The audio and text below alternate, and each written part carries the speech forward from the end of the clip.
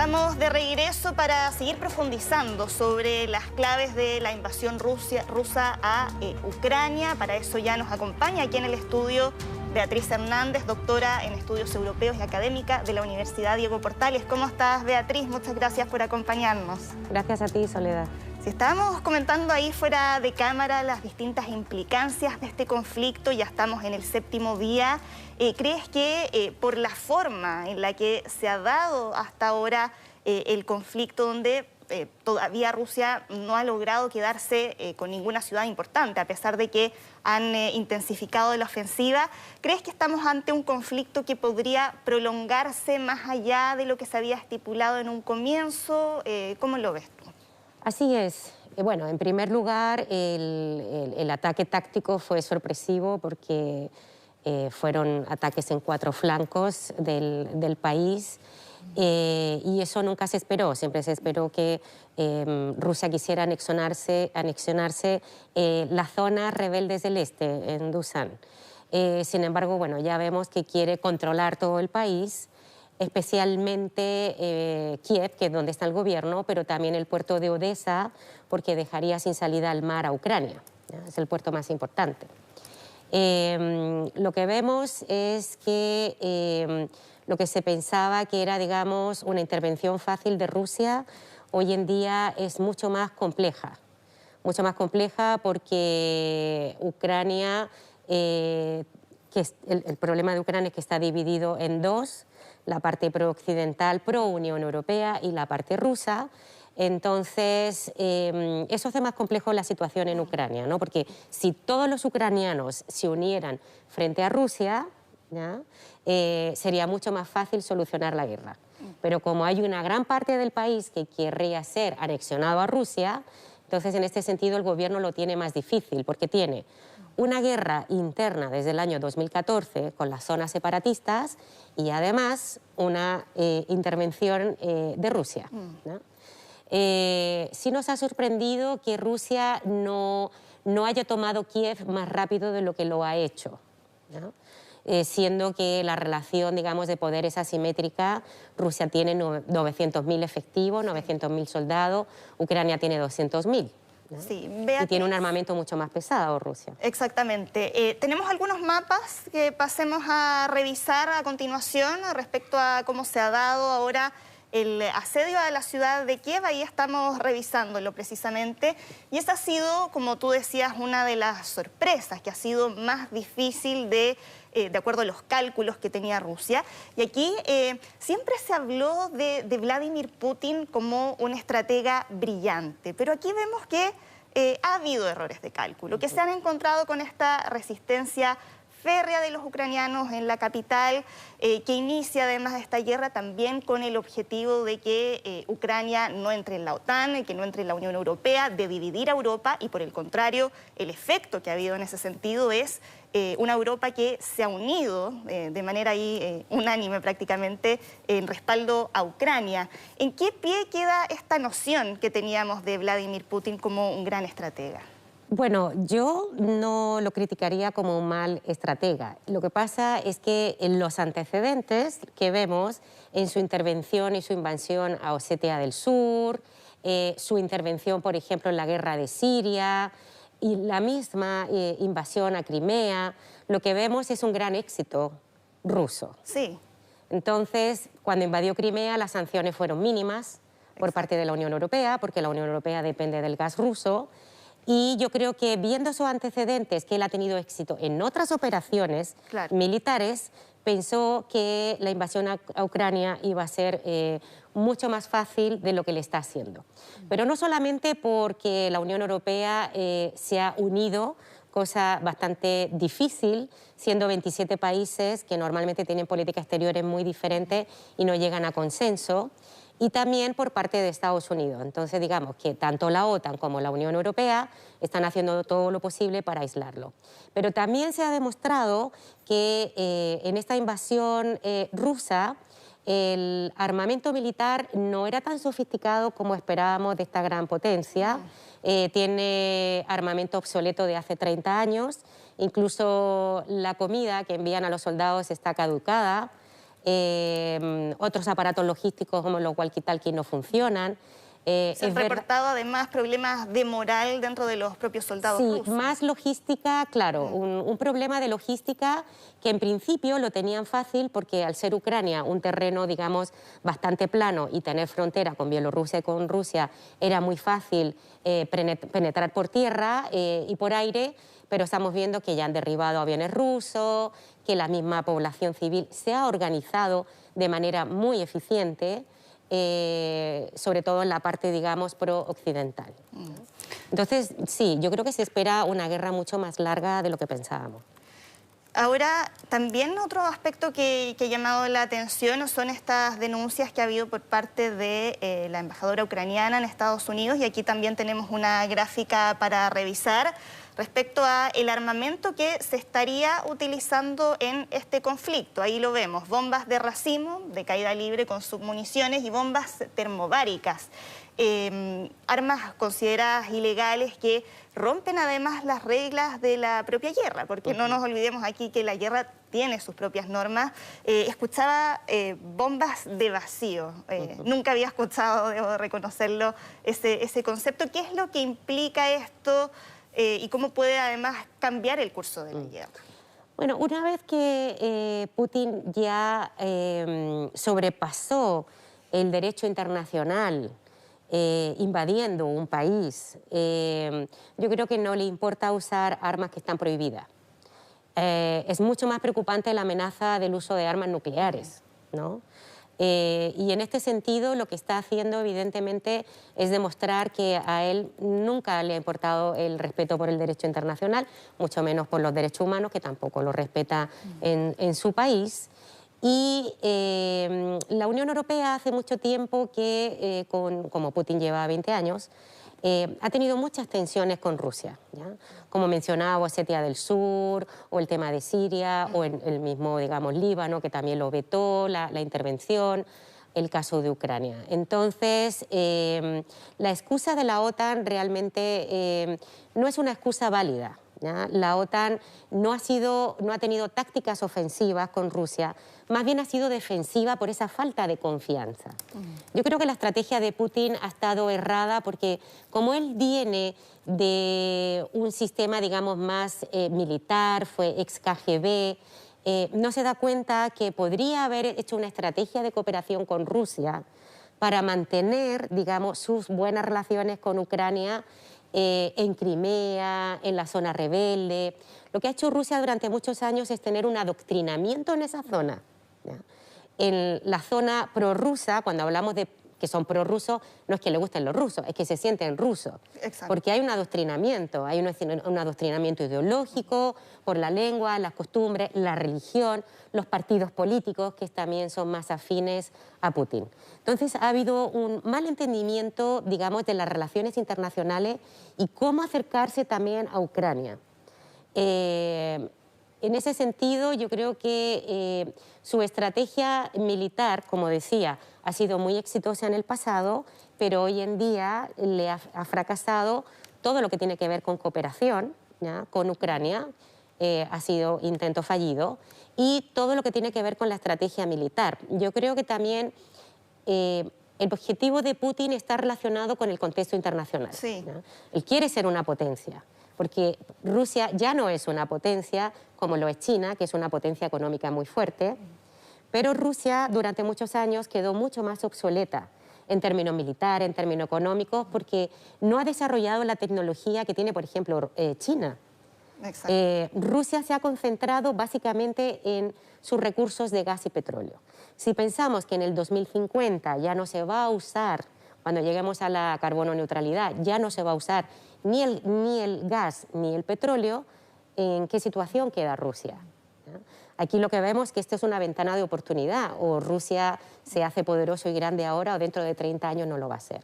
Yo creo que pensó que tenía a China de su lado para cambiar el sistema más hegemónico que tiene Estados Unidos y tener otros poderes, como son China y Rusia, en el sistema internacional.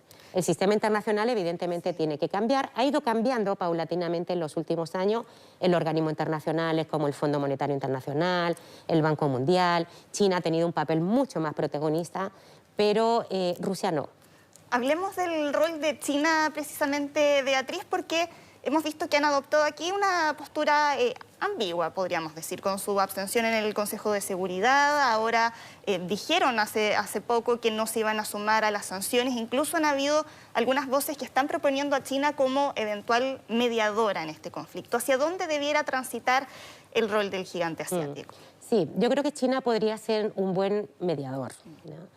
Hay una clara cooperación y alianza entre China y Rusia, sobre todo desde la crisis de Crimea y la invasión a Rusia, la invasión a Ucrania, donde la Unión Europea empezó a aplicar sanciones económicas. En ese momento, Rusia se acercó más a China económicamente, hizo la construcción de un gasoducto. El problema de Rusia es que no vende gas licuado, lo vende por gasoductos. Y ese le limita mucho el mercado internacional de Rusia, porque tiene que haber una conexión territorial. Entonces, su enfoque, que siempre fue el mercado europeo, ahora lo está dirigiendo a China. En esa planificación que tiene Putin, evidentemente está cambiando el mercado europeo, que era su principal socio comercial e inversionista, por China. Pero China, si bien tiene mucha cooperación y alianza con Rusia, y no quiere hablar de guerra, siempre habla de una operación rusa, una crisis, una situación, pero no habla de una invasión o de una guerra, ¿no? Entonces, esa ambigüedad, digamos que se limita al concepto de si es o no una invasión o una guerra, o realmente Rusia está reivindicando un territorio que debería pertenecerle, ¿ya? Como China también tiene reivindicaciones territoriales, ¿ya? Siempre fue cercano a Rusia, evidentemente Taiwán y otras zonas de aguas territoriales en la región. Sin embargo, yo creo que ni Rusia ni China pensaron en las graves consecuencias políticas y económicas que están teniendo las sanciones. O sea, ya no son solamente eliminar y sacar a Rusia de los mercados financieros, que China podría, digamos, suplantar a esos mercados financieros, pero ya el sistema bancario del código SWIFT o, por ejemplo, bloquear todo lo que es el espacio aéreo limita mucho a Rusia. Después está la tecnología que siempre ha vendido la Unión Europea a Rusia, porque Rusia extrae gas y petróleo, pero la tecnología para eso se la vende la Unión Europea, no se lo venden los chinos, y los chinos no la tienen, ¿ya? Claro. Entonces, yo creo que China es muy pragmático, mucho más que Rusia, y China se está dando cuenta, China no podría perder el mercado europeo y norteamericano, que es donde realmente vende sus productos y tiene sus inversiones. Ahora, también el tema es que, claro, las sanciones están teniendo efectos que por ahora se están haciendo sentir más en el ciudadano de a pie, porque por lo pronto no ha disuadido el comportamiento del gobierno ruso. Por lo tanto, ahí, ¿qué tipo de margen todavía le queda a Occidente para seguir actuando? Ayer escuchábamos a Joe Biden en su discurso del Estado de la Unión, donde decía Vladimir Putin no tiene idea de lo que se viene. ¿A qué más podrían echar mano ahí? Bueno, ahí está pensando también en la expropiación de bienes de los oligarcas que tienen inversiones y propiedades en Estados Unidos, ¿no? No solamente, como ha anunciado, el cierre del espacio aéreo, que otros países europeos lo han hecho mucho antes que Estados Unidos. Yo creo que igual las sanciones todavía no son suficientes. Como tú bien indicas, Soledad, el primer impacto es el de ciudadano a pie. Pero ¿qué pasa? Después se van a ver afectadas las industrias, se van a ver afectadas todas las empresas, y grandes empresarios ya están diciendo en Rusia que por favor se termine la guerra, ¿ya?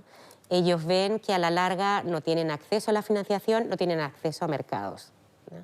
Entonces, si el aparato productivo, todos los sectores económicos en Rusia quedan paralizados, desde la producción local como también las importaciones. Por ejemplo, España, en la región de donde yo vengo, en Andalucía, es la principal exportadora de productos agrícolas a Rusia, ¿ya? A lo mejor, digamos, Chile podría suplantar, otros países podrían suplantar, pero saldrían muchísimo más cara. ¿Por qué? Por la distancia. Entonces, evidentemente que va a haber un efecto económico que ya se está sintiendo y que va a ser a la larga. Pero como decía, o sea, yo creo que Putin, por esa planificación estratégica ex-KGB e ideología que tiene, y también por el partido principal en el Congreso ruso, en la Duma, que le apoya totalmente, no va a ser, digamos, una salida fácil ni negociada, a pesar de que hay negociaciones ahora con Ucrania, la guerra. Sí, sí, ya quiero profundizar en las negociaciones, pero a propósito de lo que comentabas recién, el canciller Sergei Lavrov dijo hoy, en referencia a lo que señaló Joe Biden, que Biden tiene experiencia y que no hay alternativa a las sanciones, sino la guerra mundial. Aquí uno también se pregunta, ¿está tratando eventualmente Rusia de llevar a Occidente, de llevar a la OTAN a un enfrentamiento más directo, a una guerra mundial? Bueno, eso no lo podemos saber. Lo que sí sabemos es que a partir de la comunicación política que él tiene, de las amenazas a Suecia, a Finlandia, a estas amenazas de incluso intervenir con armamento nuclear, de invadir otros países que pertenecen a la OTAN y a la Unión Europea, ya ahí digamos que está teniendo una retórica de amenaza, pero no sabemos si la va a concretar. ¿Ya? Evidentemente Putin sabe que en el momento en que para la Unión Europea y la OTAN, en cierta manera, han dejado a Ucrania, lo están apoyando militarmente, pero no con una intervención, claro, sino con venta de armamento. No Entonces, lo que están haciendo es reforzar la frontera para que Rusia no invada otros países que son de la OTAN o de la Unión Europea. Si llevamos a llegar a una guerra mundial, yo creo que no. Yo creo que Rusia entraría en una guerra mundial si la apoya China, ¿ya? Pero hasta ahora China, como tú decías, tiene esa política ambigua. No quiere sanciones, pero tampoco le ha apoyado firmemente en su intervención, ¿no? Ni militarmente. Y dadas estas circunstancias, ¿cómo vislumbras el diálogo? Ya han dicho desde Rusia que eventualmente hoy día podrían retomarse las conversaciones entre las delegaciones de ambos países, pero por lo que conversábamos de que sabemos que el objetivo de Vladimir Putin iba mucho más allá de la región del Donbass, que por la forma con la que se dio esta invasión, da la impresión de que esto fue planificado con mucho tiempo. Por lo tanto, los intentos previos de negociaciones que hubo por parte de líderes como Emmanuel Macron revelan al mismo tiempo que en realidad Vladimir Putin tal vez nunca tuvo la intención de dialogar de buena fe, porque ya tenía este plan en mente. Y por otra parte, que siguen exigiendo que le den garantías de que Ucrania no va a entrar ni a la Unión Europea ni a la OTAN. Desde Occidente le dicen que ellos no les pueden dar garantía de eso. Con todos esos antecedentes sobre la mesa, ¿se puede llegar finalmente a una negociación que sea fructífera para ambas partes? ¿Tienes esperanza en esas conversaciones? No tengo ninguna. Realmente va a ser papel mojado. Creo que están en puntos muy opuestos, tanto Ucrania como Rusia, porque evidentemente el objetivo de Putin es cambiar el gobierno, tener un gobierno prorruso que no sea democrático, porque aquí el interés también de Rusia es que Ucrania no sea un modelo para otros países de su órbita de influencia, como Bielorrusia o la misma Rusia, donde no hay una democracia, ¿ya? Entonces, no le interesa que forme parte de la Unión Europea o de la OTAN, pero tampoco le interesa que sea una democracia, ¿no? ¿Por qué? Porque entonces en Rusia también demandarían democracia, como lo han demandado en Bielorrusia, ¿no? En este sentido, yo creo que el presidente de Ucrania, Zelensky, no va a ceder a tener un gobierno que sea un títere de Rusia. ¿Por qué? Porque en ese sentido sería un retroceso para Ucrania. Por lo menos para la mitad, la mayoría de los ucranianos, claro, y se que quieren ser occidentales y que demandaron en el año 2014 un proceso democrático, un proceso, digamos, ¿qué es lo que representa Occidente y la Unión Europea para ellos? Libertad de expresión, igualdad, derechos humanos, respeto por el derecho internacional, unas garantías sociales que Rusia hoy en día no tiene. Por eso no se quieren acercar a Rusia. Su modelo son los modelos, digamos, de los países europeos, que son modelos de estado de bienestar, modelos de economía liberal.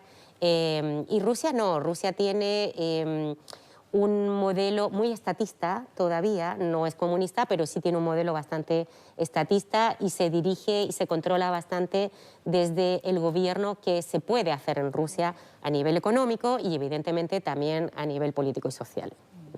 ¿Hay alguna forma, por lo tanto, de poder disuadir a Vladimir Putin? ¿Alguna forma de que entre en razón, por así decirlo? ¿De qué manera se puede hacer? No lo están logrando las sanciones, no se ven buenas perspectivas para el diálogo. ¿Podría ser algún tipo de concesión? ¿Cuáles? Bueno, realmente teniendo en mente la política que ha llevado Putin en esos 20 años, ¿no? Digamos, como su perfil como presidente, como primer ministro, él nunca ha retrocedido, ¿ya? Y no creo que vaya a retroceder ahora. Yo creo que tendría que pasar mucho tiempo para que los efectos de las sanciones se hagan, digamos, más efectivos en Rusia y desde Rusia se pida una negociación, ¿ya? ¿Desde la propia ciudadanía? Desde la propia ciudadanía, pero no de la ciudadanía, digamos, de la base. Estoy hablando de los oligarcas, exacto, de los empresarios. O sea, cuando se den cuenta que la estrategia no es exitosa, ¿ya? Y las consecuencias de esta guerra son mucho más negativas de lo que ellos habían pensado, que hubiera sido una ofensiva bastante rápida para un país pequeño, digamos, mediano, como es Ucrania. Yo creo que ahí sí tiene que haber, digamos, un debate interno en Rusia. Evidentemente con la ciudadanía no, porque ni siquiera se pueden manifestar. Estoy hablando de actores políticos económicos que sí tienen ese poder de disuasión. Exacto, porque por ejemplo hemos visto protestas de algunos ciudadanos, pero se dan más en las ciudades grandes, en Moscú, en San Petersburgo, y sabemos que Rusia es un país mucho más complejo, ¿no? Las encuestas que hemos conocido dentro de la propia Rusia, también ahí hay que tomarlas un poco con pinzas, pero dan cuenta que, no sé cómo estará, si es que habrá cambiado ahora el nivel de adhesión a Vladimir Putin, pero en la Rusia más profunda, en las zonas rurales, siempre existió mucho apoyo a Vladimir Putin por esta idea que él tiene y que ya profundizabas, de querer tratar de recuperar en parte la moral perdida, esta idea de la Gran Rusia. Sí, eso es verdad. Eso es verdad porque evidentemente ha habido un declive de Rusia desde la caída del muro y Rusia nunca se, como yo decía, tampoco nunca se desarrolló tecnológicamente. Ha tenido una visión muy estratégica de sus recursos naturales y lo que ha hecho ha sido focalizarse en esos dos recursos e invertir en Europa, ¿ya? Pero económicamente también está debilitado desde las sanciones a Crimea. Entonces, tampoco sabemos si los ciudadanos que apoyan a Putin tienen toda la información que se necesita para evaluar la gestión de un presidente. En primer lugar, los medios de comunicación, evidentemente, que también están controlados. La oposición es inexistente. Es inexistente en la Duma, en el Congreso, y es inexistente en la calle. Por mucho que se ha levantado la figura en su momento de Alexei Navalny, también ahí su apoyo siempre estuvo muy circunscrito a las grandes ciudades. Entonces, claro, estamos hablando de un país que, como no tiene esa democracia, ¿y qué es lo que representa esa democracia? El derecho a la libertad de expresión, que no la tiene. Entonces, si no tiene libertad de expresión y no hay control en la información, o sea, no hay libertad de información y de comunicación, no podemos, digamos, visualizar que ese apoyo sea, digamos, tan transparente, ¿no? En este caso, yo creo además que más allá del apoyo que haya a Putin, que puede ser muy fuerte en Rusia, eso puede cambiar, ¿ya? Eso puede cambiar conforme vayan viendo también los ciudadanos la efectividad de las sanciones. Ahora, en estos países tampoco la política, digamos, las políticas públicas se basan en participación ciudadana o en opinión pública, ¿no? La opinión pública, el tema de las encuestas, es importante cada vez más. Desde los años 70 en países democráticos, pero no en países que no son democráticos, ¿no? Porque estamos hablando de que sí, Rusia tiene supuestamente una alternancia del poder entre Putin y Medvedev, pero no hay una oposición, no hay unas elecciones libres y transparentes como sí pasa en otros países. Entonces, digamos que es una semidemocracia. Bien, pues hemos visto cómo el curso de los acontecimientos ha ido cambiando minuto a minuto. Ya van a ir surgiendo, obviamente, hay nuevas interrogantes respecto a cómo vaya evolucionando este conflicto, pero te agradecemos por ayudarnos también a poner en contexto, a entender las causas de fondo y qué es lo que se puede proyectar para este conflicto. Contigo, Beatriz, muchas gracias por habernos acompañado aquí en el estudio. Gracias a ti, Soledad. Que estés muy bien. Y hasta ahora, cuando ya son las 9:50, faltan 10 minutos para las 10 de la mañana, es momento de hacer una pausa, pero ya volvemos de inmediato, no se vayan.